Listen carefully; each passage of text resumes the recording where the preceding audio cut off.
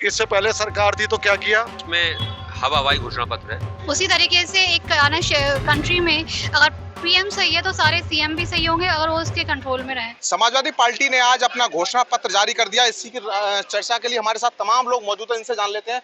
ये बताइए, समाजवादी पार्टी ने आज अपना घोषणा पत्र जारी कर दिया, उसको लेकर आप कैसे देखते हैं?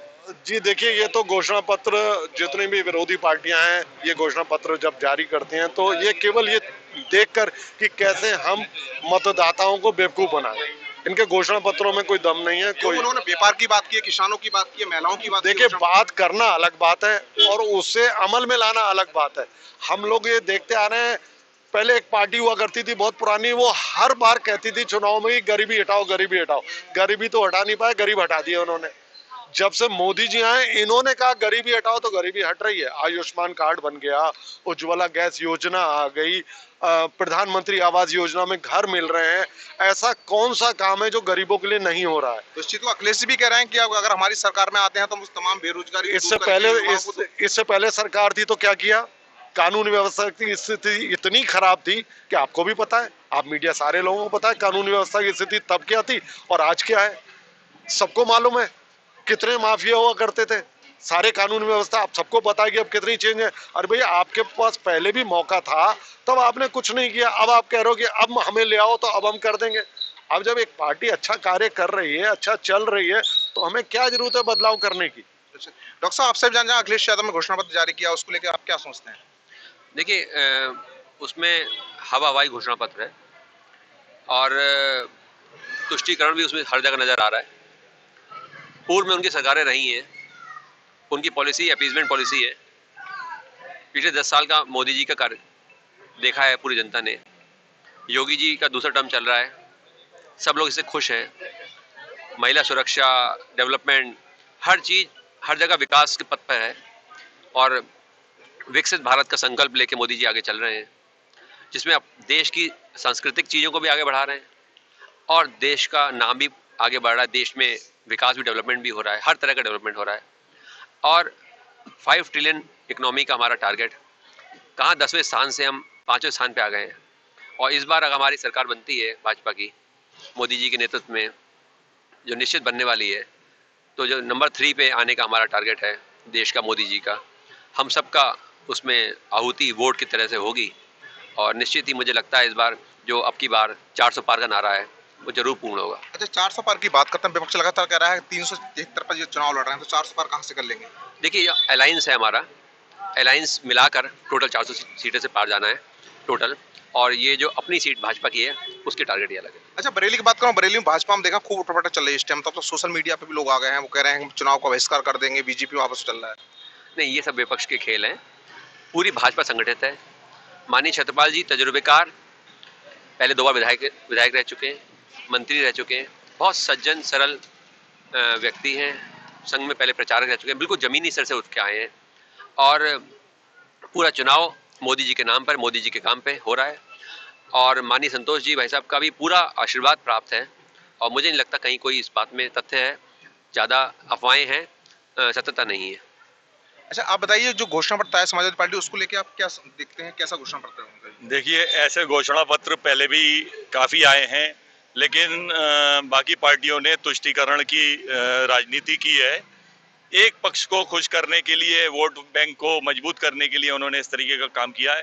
लेकिन हम सब देख रहे हैं, योगी जी और मोदी जी, ये हमारी डबल इंजन की जो सरकार है, सबको साथ लेके चल रही है। इनका एक ही नारा है, सबका साथ सबका विकास।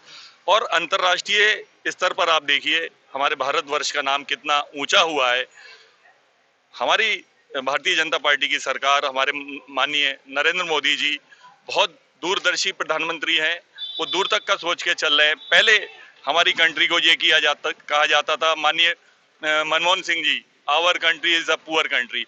मोदी जी ने बताया कि हमारा जो घोषणा पत्र बेरोजगारी के तमाम चीजों को लेकर बात कर रहे हैं। देखिए, बात करना एक अलग है, जो धरातल पर काम किया है वास्तव में जो है हम सब देख रहे हैं, मोदी जी की सरकार ने किया। तभी तो दूसरी बार लगातार मोदी जी की सरकार है, ये तीसरी बार भी आ रही है।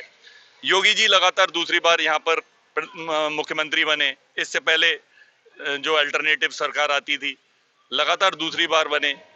तो ये हम सब देख रहे हैं, जनता देख रही है, उसी के हिसाब से जनता भी अपना वोट तैयार करती है। अच्छा बहन जी, ये बताइए, अखिलेश यादव ने घोषणा पत्र जारी किया समाजवादी पार्टी, उस घोषणा पत्र को लेकर आप क्या सोचते हैं? महिलाओं की बात की गई है कि अगर उनकी सरकार आती 33% विधानसभा में आरक्षण की बात की गई है उसमें। एक्चुअली इस बारे में तो मुझे ज़्यादा नहीं पता, मैं तो बस मोदी जी के फेवर में ही कह सकती हूँ। जिस तरह के स्कूल में प्रिंसिपल होता है, टीचर्स को गाइड करता है, प्रिंसिपल सही है तो स्कूल सही चलता है, क्योंकि वो टीचर्स उनके कंट्रोल में रहती हैं। उसी तरीके से एक कंट्री में अगर पीएम सही है तो सारे सीएम भी सही होंगे, अगर वो उसके कंट्रोल में रहें तो ऑटोमेटिकली पूरी कंट्री हमारी क्या चलेगी, सही वर्किंग प्लेस पे रहेगी। तो ये एक प्रोसेस हमारा जो चलता है वो इसी पैटर्न पे चलता है। जैसे हम राजस्थान का एग्जांपल ले लें, पहले वसुंधरा राजे थी और फिर अब भजन लाल जी आ गए, तो गाइड तो आना हेड करते हैं ना कि आपको कैसे चलना है। तो उसी तरीके से अगर हमारे पीएम सही हैं तो ऑटोमेटिकली जिन स्टेट्स में गवर्नमेंट है, सीएम कोई भी आता है तो वो ऑटोमेटिकली अच्छा रन यानी करेगा। कि प्रधानमंत्री दोबारा आप बनाना चाहते हैं? जी। अच्छा, आपका क्या नाम है? आपसे भी जानना चाहूंगा, ये जिस तरह से घोषणा पत्र दिया उसको लेकर आप क्या सोचते हैं? उसमें व्यापार की बात की है, रोजगार, तमाम तरह की चीजें लेके आए हैं। सर मैं एक ही बात कहना चाहूँगा, विपक्ष की सारी दुकानें बंद हो चुकी है। अब उनको दुकान खोलने के लिए कुछ तो ऐसा डालना पड़ेगा ना मीडिया के अंदर, पब्लिक के अंदर, कि लोग उनके बहकावे में आए और सरकार गिरे या उनका समर्थन करे। तो ये तुष्टीकरण की राजनीति इसीलिए हो रही है कि इनकी दुकानों के शटर गिरे हुए हैं। अब इनको अपनी दुकानों का शटर खोलना है तो कुछ ना कुछ तो ऐसा पब्लिक के अंदर फैलाना पड़ेगा कि जिससे कुछ पब्लिक इनकी तरफ वोट झुके। तो ये तुष्टीकरण की राजनीति है, इससे कोई लाभ नहीं होगा। 100% मोदी जी की सरकार बनेगी, क्योंकि मोदी जी जहां से सोचते हैं ना वहां तक ये पहुंच भी नहीं पाते हैं विपक्ष के लोग। जो वो करते हैं वो तो बात की बात है, जब वो सोचते हैं तो वहां तक उनकी विपक्ष की सोच भी नहीं पहुंच पाती है। और यही एक एजेंडा है जो मोदी जी का मेरे ख्याल से आज तक कोई कॉम्पिटिटर नहीं है और होगा भी नहीं। आप बताइए कैसे देखते हैं इस घोषणा पत्र के लिए? ऐसा होता है, ये लोग जो कमियां निकाल रहे हैं ना, जब पानी बहता है तो थोड़ी सी जमीन खिसकती है पानी के नीचे से, स्थिर पानी में जमीन नहीं खिसकती है, तो थोड़ी बहुत गलतियां होती हैं, उसी को ये उजागर कर रहे हैं। अनएम्प्लॉयमेंट, इतनी बड़ी आबादी है इंडिया की, वर्ल्ड लेवल पे नहीं तो वर्ल्ड लेवल पे अनएम्प्लॉयमेंट एक इशू है। इवन अमेरिका जैसे नंबर 1 कंट्री में, रशिया में, चाइना में भी अनएम्प्लॉयमेंट है। चाइना में तो अलग अलग ये इलाके बने हुए हैं कि गरीबों के लिए रहने के लिए अलग जगह, अमीरों के लिए अलग जगह। हाँ, तो हमारे यहाँ तो कम से कम साथ में रह रहे हैं और आगे एम्प्लॉयमेंट की बहुत ही अपॉर्चुनिटीज 10 साल में क्रिएट की गई हैं, जो अगले 5 साल में दिखाई देंगे कि सब कैसे कैसे एब्जॉर्ब हो रहे हैं। लेडीज को बहुत एम्प्लॉयमेंट मिल रहा है, इवन बैंक की भी एम्प्लॉयमेंटें आ रही हैं लेडीज के लिए, शिक्षा दे रही हैं वो गाँव वालियों को कि कैसे तुम्हें अकाउंट खोलना है, कैसे तुम्हें। आरक्षण की बात कर रहे हैं कि विधानसभा में अगर हमारी बात 33% महिलाओं का आरक्षण कैसे करेंगे? महिलाओं की आरक्षण सीट ऑलरेडी है, तो महिलाई तो 33% की बात कर रहे हैं। कितनी? 33% महिलाओं के लिए हम आरक्षण देंगे विधानसभा को चुनाव। ये तो सरकार दे रही है ना, कह रही है ना अपनी। अखिलेश यादव ने घोषणा पत्र में नहीं, वो कॉपी कर रहा है। अच्छा, जो हाँ, जो उन्होंने बीजेपी ने कहा हुआ उसको ये कॉपी कर रहा है। उसके सरकार में इतनी महिला एमएलए या एमएलसी नहीं थी जितनी अब है, तो ये तो उनकी चीज को ही कॉपी कर रहा है। ऐसा नहीं है कि अखिलेश ने भी कुछ अच्छे काम किए थे, उसकी लोग वाहवाही करते हैं, लेकिन उसने जो चीजें कानून व्यवस्था पे उसने ध्यान ही नहीं दिया। इतने अंसारी और ये वो जाने कितने कितने माफिया थे, पूरी यूपी के नाक में दम कर रखा था, लाइट नहीं रहती थी, उन चीजों पे उसने ध्यान ही नहीं दिया। हम लोग कैसे बर्दाश्त करेंगे ऐसा आदमी फिर से कभी आए जो हमारी लाइट 12-12 घंटे न रहे, रास्ते से निकले तो हमारी चेन छिन जाए। ये सब बर्दाश्त अब नहीं होगा लोगों को, सब समझ गए हैं कि कहाँ क्या करना है।